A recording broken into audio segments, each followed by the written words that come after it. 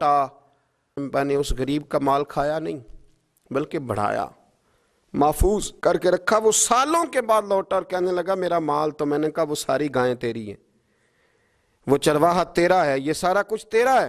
तो कहने लगा तू मुझसे मजाक करता है, मैं गरीब कहाँ और इतनी इतनी बड़ी गायें कहाँ, तू मजाक करता है। तो मैंने कहा मजाक नहीं, मैंने अपने रब से डर के तेरे माल की हिफाजत की, ये तेरा है। ए अल्लाह मैं खा भी तो सकता था ना, पर तुझसे डर कर मैंने वो सारा महफूज रखा।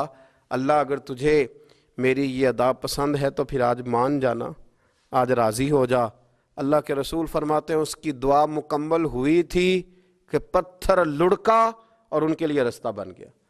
वो बाहर आ गए तो हुजूर ने हमें बतलाया कि वो तुम्हारी नेकियां जो छुपी हुई हैं, वो तुम्हारी नेकियां जो तुमने खालिस अल्लाह की रज़ा के लिए की हैं, उन नेकियों उन आमाल का वसीला भी तुम्हारे रब के मानने का ज़रिया बन जाएगा।